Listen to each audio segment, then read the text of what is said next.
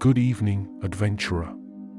Tonight, we set aside maps of battle and the shadows of caverns to follow an unexpected path, a perfumed path.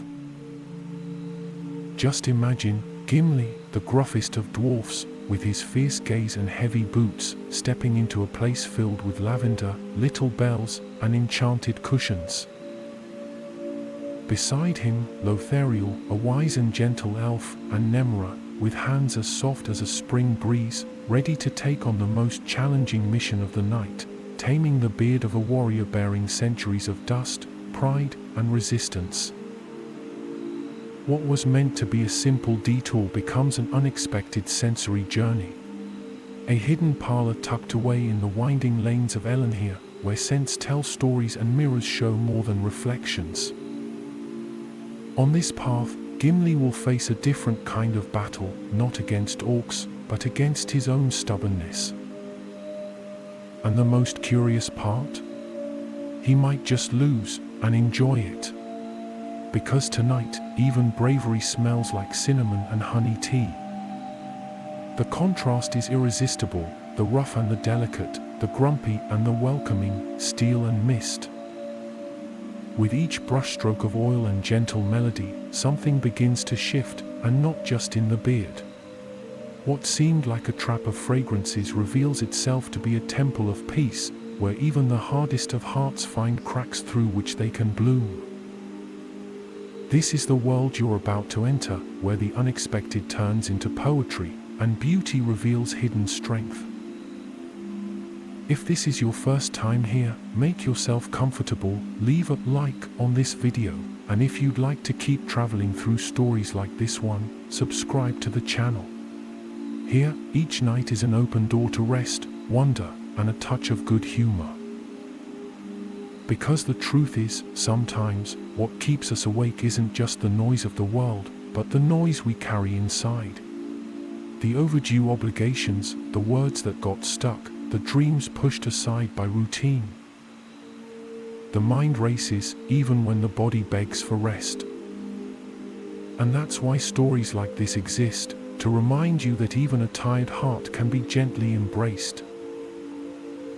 So close your eyes for a moment and imagine a place where reality begins to fade, and your senses take the lead.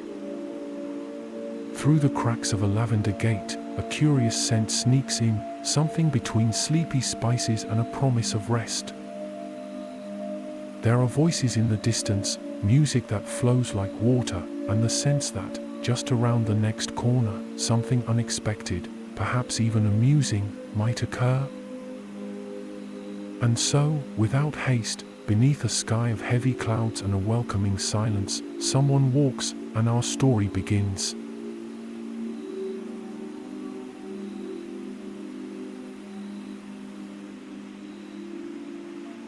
They say that in the gentle hills of Elenhir, where moss-covered rooftops release a gentle fragrance and the streets curve like the trails of ancient streams, the winds always carry the scent of cinnamon bread and wildflowers.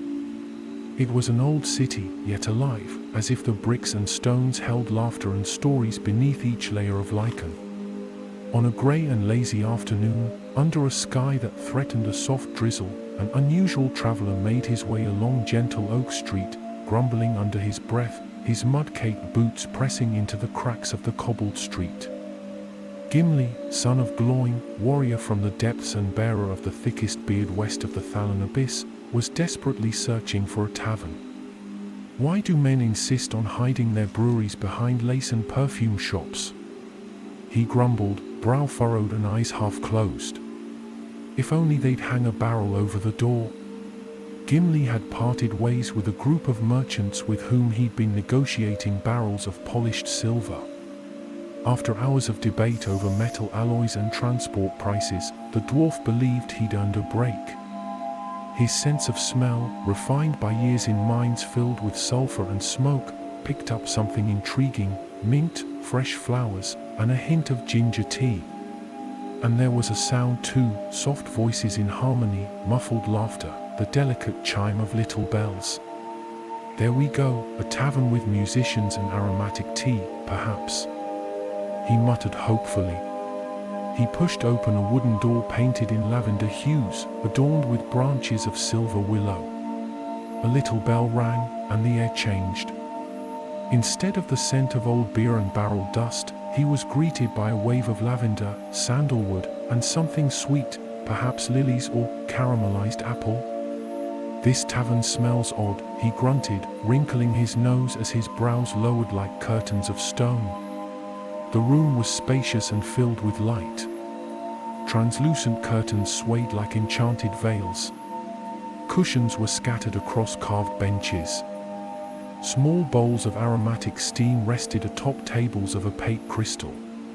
And, at the back, an elven figure spun gracefully with a golden pair of scissors in hand.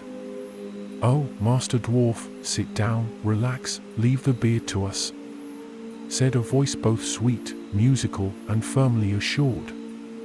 Gimli was already sunk into a curved-back armchair before his brain registered that this wasn't a tavern. The hot towel came next, covering his face and melting away any protest he was trying to form. "Wait, what is this? This isn't beer." He tried to protest, raising his voice beneath the towel. "No, dear. But it'll make you float in a different way," replied Nemra, Lothariel's assistant, with sweetness and precision. Nemra moved with a calm, effortless grace, her mist-colored tunic dancing around her ankles as she prepared oils and balms.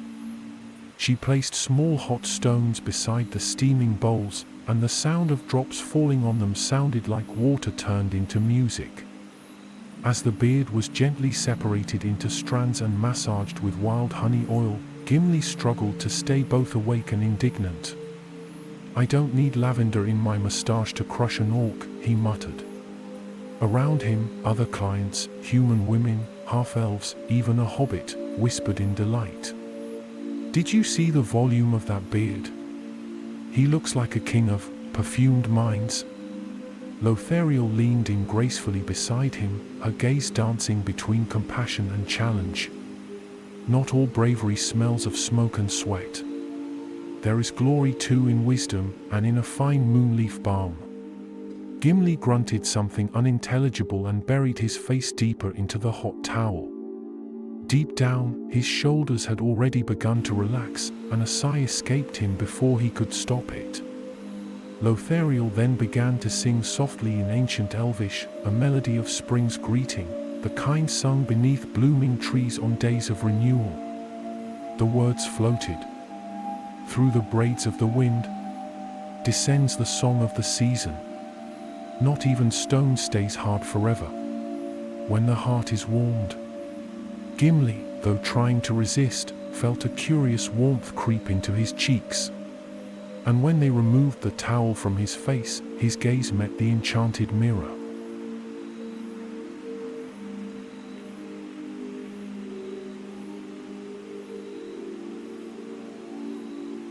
The mirror before him was round, framed by silver vines that seemed to move slowly under the candlelight. Its surface reflected more than faces, it revealed intentions, moods, and a quiet beauty that surfaced even in the sternest expressions. Gimli, as he stared at his own image, frowned. "By all the stone veins, is that beard shining?" he muttered, as if in accusation. "It's just a touch of moonroot oil. It brings balance to the more unruly strands," Nemra replied, as she braided a small side lock with nimble fingers. Gimli tried to scoff in disdain, but the sound came out more like a resigned sigh.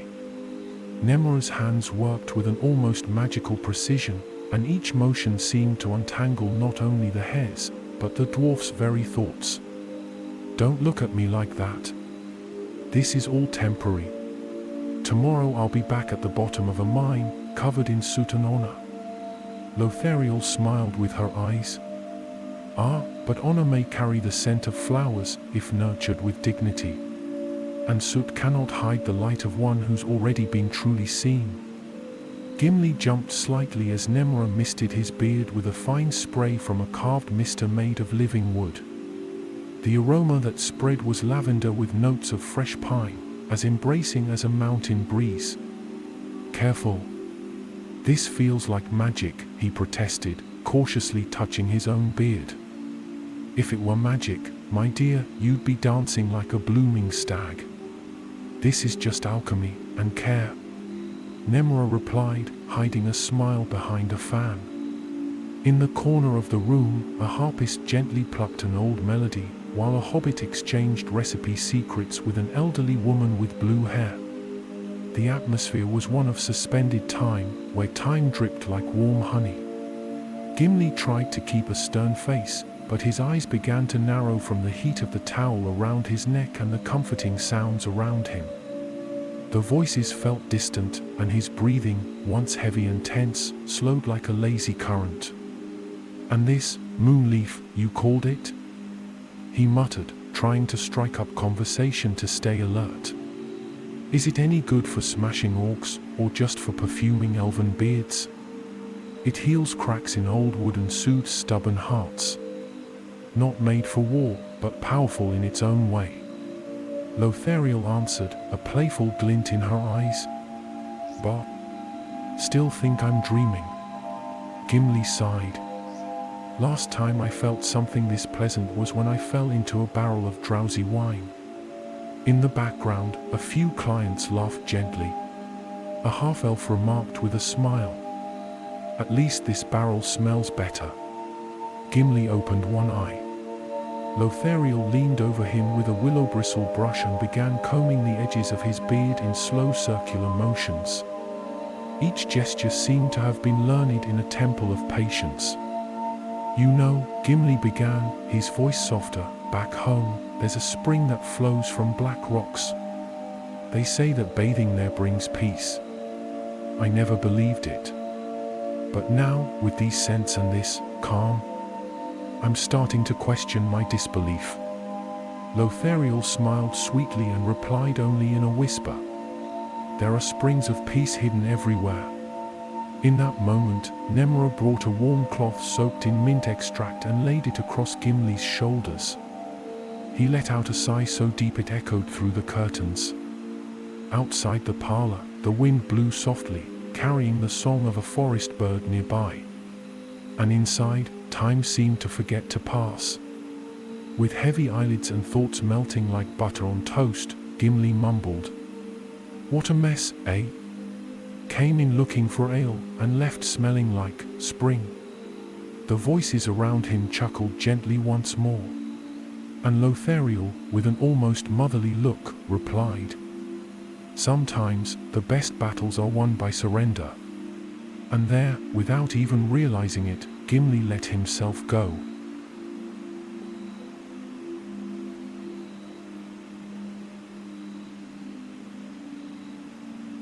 The mirror before Gimli didn't merely reflect, it revealed. The frame seemed to pulse softly with a golden glow, as if the wood were alive and in harmony with the space around it. The face he saw wasn't just that of a warrior weathered by time, but of someone who, for a moment, had allowed himself to rest. The beard, once stiff like oak roots, now looked like a mantle of clouds upon stone. Soft, clean, full of subtle glimmers, as though moonlight had settled among the strands. Gimli's eyes, half closed and thoughtful, studied his reflection with something close to curiosity. "I must admit I've never seen my own chin so clearly," he said, almost as if speaking to himself. Lothariel approached with a dark wooden comb and a small vial carved with flowers and stars. Her touch was light, yet sure. With care, she began to ease out the final tangles. "There's beauty even in the oldest branches, if you know how to brush them," she said with a playful tone. Gimli didn't reply at once. Something in his expression was beginning to shift. It wasn't vanity, nor wonder. It was recognition. As if, for the first time in a long while, he could see himself beyond the shadow of shields, hammers, and caverns. "At the forge, we used to say the shine of steel comes from the patience with which it's tempered. Maybe that's true of beards as well," he murmured, his voice low. Hearing this, Nemra smiled faintly and brought over a small cup of steaming greenish tea. Here. Made with melissa leaves, silmy petals, and a touch of dawn root. It helps quiet the mind. Gimli held the cup with both hands, as though it were a fragile relic. He drank in silence. The taste was fresh, slightly sweet, and left the sensation of early dew upon his tongue. The parlor, once filled with whispers and laughter, now murmured with the sounds of brushes against glass, soft footsteps, water trickling from a hidden fountain behind a curtain of leaves. It felt like being inside a dream that asked not to be understood, only lived. It's been a long time since I had a moment like this, he confessed, eyes still on the reflection. No rush, no noise, no orders or maps. Lothariel said nothing. She simply laid a hand on Gimli's shoulder with the gentleness of a feather. The gesture held more understanding than 1,000 words.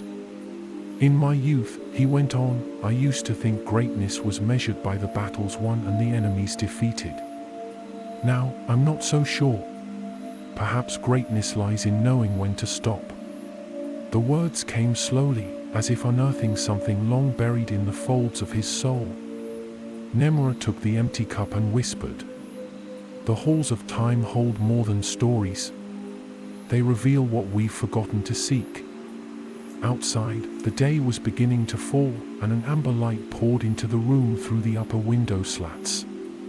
The sky was stained in gold and deep crimson, as if the colors were bidding farewell with ceremony.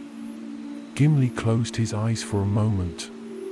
In that warm silence, where only the harp played faintly in the distance, his mind wandered to forgotten places, the sound of hammers in his youth, the hoarse laughter of a long-lost companion, the scent of soup made by hands now gone. And somehow, all of that was here, in his softened beard, in the tea just drunk, in the breeze dancing with the curtain. "I thought I'd lost so many things," he said, a slight tremor in his voice. "But maybe they were just asleep." Lothariel, her eyes shining gently, replied, "Nothing is truly lost, Gimli. Some memories simply wait for the right moment to wake." He looked at the mirror once more. The image there showed a warrior, but also a traveler, a survivor. And for the first time in a very long while, the old dwarf smiled at himself.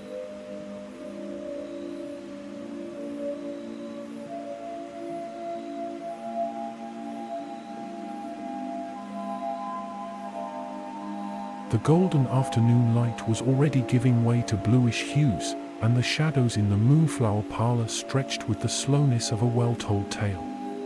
A new scent began to drift through the air, not as vibrant as lavender, nor as fresh as pine, but something older, almost familiar. Gimli lifted his face, eyes half closed, inhaling the fragrance with the wary suspicion of someone who doesn't care for surprises. But there was a softness in that scent that reached beyond the senses. It was like the scent of a forgotten mine, where moss lingers beside old metal, where dampness carries stories, not just stone. This reminds me of," he began, but the sentence never finished. Lothariel, now preparing a greenish tonic in a small ceramic cup, replied in a voice barely above a whisper, "Old memories sometimes hide in rare essences. This blend is made with valley carmina petals, dried lavender leaves, and a pinch of blue cinnamon. It's the scent of stillness." Nemra stepped closer with a clean cloth and wrapped it around Gimli's shoulders like a cloak. Each gesture was an invitation to retreat inward, and every touch seemed to awaken a forgotten image beneath layers of time. Gimli closed his eyes. And then, without realizing, he found himself within a memory, not a sharp vision like a dream, but a surrounding sensation, like the hearth of a long-lost home. It was a workshop. He was younger, his hands less calloused, and his beard yet to grow. The sound of hammers rang in the background, and someone, perhaps his father, was whistling a simple melody. It smelled of coal, hot iron, and simmering root stew. A soft ripple of laughter echoed behind him, and his memory floated gently, without urgency. Back in the parlor, Lothariel was slowly dripping the scented tonic onto small linen discs resting in decorated ceramic bowls. The drops fell in silence, as if each one was a moment breaking free from time. Memories live in the folds of the soul, she said, almost in a whisper. And scent is the key that opens them. Around them, the room was now pure twilight. The hearth crackled in steady rhythm, and the harp's melody had become a looping, trance-like melody, with soft, continuous chords, almost as if mimicking the earth's own breath. Gimli kept his eyes shut, and his mind followed the scent. Now it was a horseback journey. The hills moved slowly past. Someone at his side, a friend, perhaps, from long ago, spoke about how the clouds looked like ships. And there were flowers around them. He couldn't recall the names, but he remembered the lilac color and the sound of insects buzzing between the stems. I thought I'd forgotten, Gimli murmured, still immersed. You just hadn't stopped to remember. Nemra answered gently. Then another memory surfaced. More recent. A campfire. Honest laughter. A tuneless song sung by hoarse voices. He was among companions, all tired, but at peace. Someone had improvised a poem that night. And even now, so many years later, Gimli still remembered the lines. May the fire warm what time has cooled. May the earth cradle what war made still. May laughter rise, even after pain. For where memory lives, love remains. The words echoed like soft waves, and he repeated them quietly, his voice rough.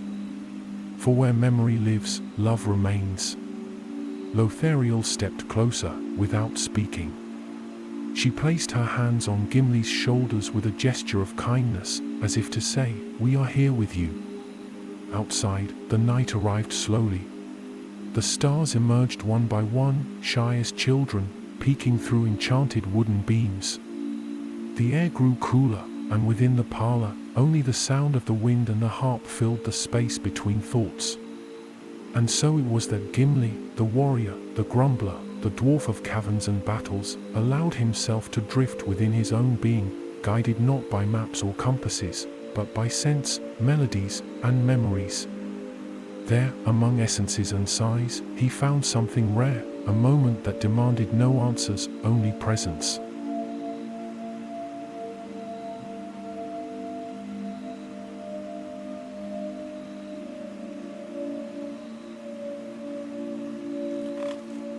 The parlor had settled into a gentle dusk. Candles in tall candelabras cast dancing shadows along the walls, and a light breeze from the half-open windows made the curtains ripple like veils from an ancient dream. The music had faded, leaving only the whisper of flames and the soft sound of the breath of those who remained.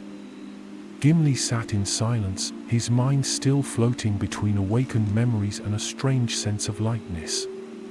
He felt his body loose, as if aboard a boat anchored in a deep lake. Then Lothariel approached once more, unhurried, and sat before him in a low chair made of interwoven roots. She held in her hands a small bowl of blue ceramic. There was nothing in it but pure water. She dipped the tips of her fingers and gently touched Gimli's temples. It was a simple gesture, yet full of ancient tenderness, as if washing not the skin, but the unrest within. There are wounds we cannot see, she said, her voice calm. Cuts not made by blades, but by the weight of what we carry without realizing. Gimli opened his eyes, still heavy. He looked at the elf for a moment and noticed something different in her expression. There was an old weariness there, not of body, but of ages. As if Lothariel had seen the same world rise and crumble more than once. You speak like someone who's lived 1,000 winters, he said, in a tone that mixed respect with curiosity. A smile shimmered in her eyes. It's not the winters that count, Gimli, but what we learn between one spring and the next. There was a pause, long enough for the wind to carry in the distant sound of a bell from the city tower. A slow, hollow chime, not marking time, but the fading of haste. I've thought of returning, she continued. To the forest, to the ancestral songs, to the halls of golden branches. But there was something in this simple world, in this parlor, that called me back. She looked toward the fire, as though the flames were sharing ancient secrets. To care, that is my enchantment. To turn fatigue into ease, and absence into presence. No spell of mine can open mountains, but I can teach someone to breathe again. Gimli lowered his gaze, thoughtful. And do you truly think that tending to the beard of a grumpy old dwarf has any power? Lothariel leaned in slightly. Her eyes shone with serene sincerity. Anything done with respect and beauty holds power. There was silence again, and this time it was the dwarf who broke it. When I was young, I thought caring was weakness. That affection was for poets and farm folk. But here, today, after all I've seen and lived, I'm beginning to think that maybe true courage lies in that. Lothariel placed the bowl gently on the floor beside the chair and then recited, in a low voice, as if invoking a long-lost chant. Not every shield is forged of steel. Not every wall is laid with stone. Sometimes it is a gesture, a touch, a care, that quietly guards a heart alone. Gimli listened in silence. The words entered like balm. He took a deep breath, as if tasting the air of a sacred place. Do you write poetry? He asked, almost in a whisper. I simply listen to what the seasons say. The words come with the wind, and I merely welcome them. Gimli chuckled softly. You're a strange elf, Lothariel. Perhaps. She replied with a smile. But sometimes, it takes being strange to see what everyone else has forgotten. From the back of the room, Nemra appeared, carrying a small bundle wrapped in light fabric. Inside, a sachet of fragrant herbs, a small brush of pale wood, and a vial with drops of dawn root essence. For when you miss this moment, she said, placing the bundle in Gimli's hands. He received it with a quiet nod, and for a moment seemed unsure of what to say. Then he simply nodded again, like someone storing away a secret. And there, in that twilight-scented room, where time melted like incense in the air, Gimli understood that there was more strength in gentleness than he had ever imagined.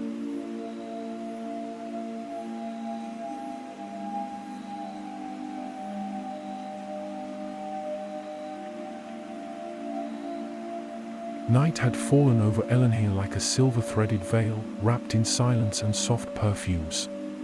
The city seemed suspended between the end of one dream and the beginning of another.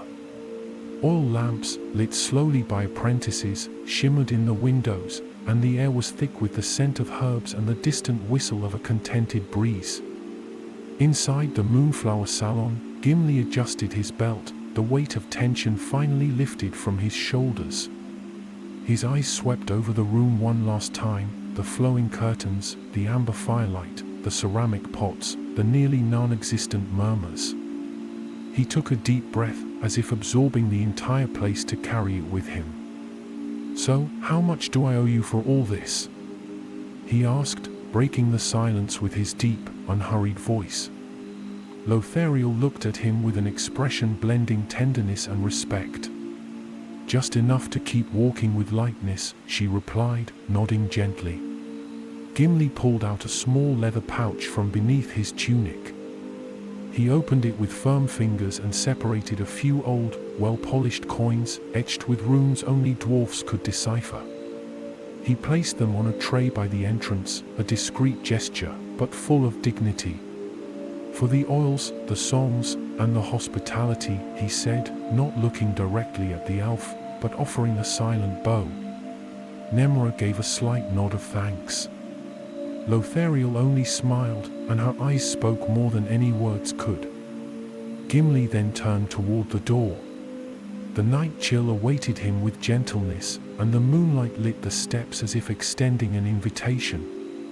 He stepped through slowly, adjusting the cloak on his shoulders, and felt the weight of the sachet in his pocket. A faint scent escaped from it, a mix of lavender, dawn root, and some wildflower he couldn't name. The street was nearly empty, except for a figure leaning against a worn-out cart up ahead.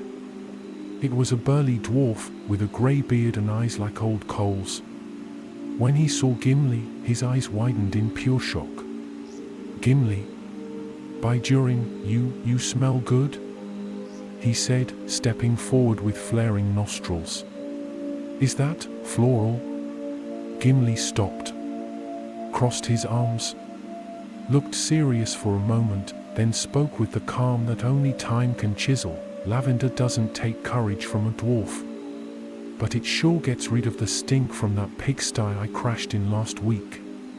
And that seems fair to me."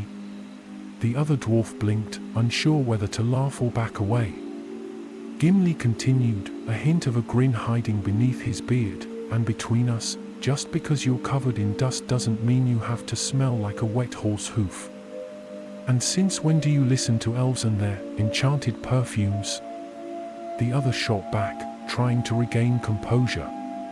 "Since my beard started to feel like old sheep wool," Gimli replied, walking on.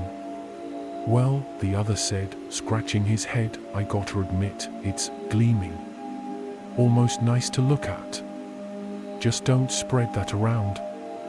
"I've got a grumpy reputation to maintain," Gimli grumbled, though his eyes gleamed with something between humor and nostalgia. They walked side by side for a few moments, their boots tapping against the stone in sync with the calm of the night. At a fork in the road, the older dwarf stopped and raised a hand. "You know, Gimli, if this really was a mistake, it's the best smelling one I've ever heard of. Maybe some slip-ups are just how life reminds us it's okay to be kind, even to ourselves." Gimli replied, without turning back. And he walked on. The city slowly disappeared behind him. The shadows of houses stretched until they blended with the base of distant hills. The sky, now darker, seemed to fold gently over the world. Stars appeared one by one, reflected on rooftops glazed with dew. Far ahead, where there were no more lanterns, no more footsteps, no more talk, Gimli paused, closed his eyes. The breeze played with his cloak, and he squeezed the sachet in his pocket, letting the soft aroma fill the air. This wasn't a memory. It was a moment. One of those rare ones you keep without needing to understand. And there, beneath the deep sky and the ancient stars, Gimli kept walking, not in search of taverns or glory, but of silence, of rest. They say that since that night, no battle ever brought him as much peace as the one fought with hot towels, floral essences, and a pride softened like washed wool. But that is another story.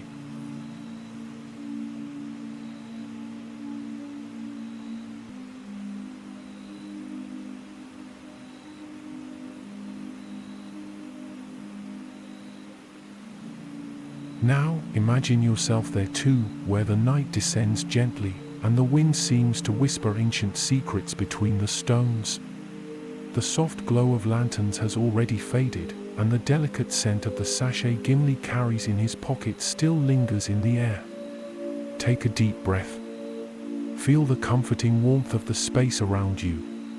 The sounds dissolve like mist in the valley, the distant crackle of the hearth, the harp now silent, and the world slowly drifting to sleep with you. Let yourself remain in this moment, unhurried, like someone wrapped in a cloak of stillness. Here, there are no urgencies, no maps, no hammers. Only the quiet reminder that care, too, is a form of courage. And that sometimes, all we truly need is a peaceful night.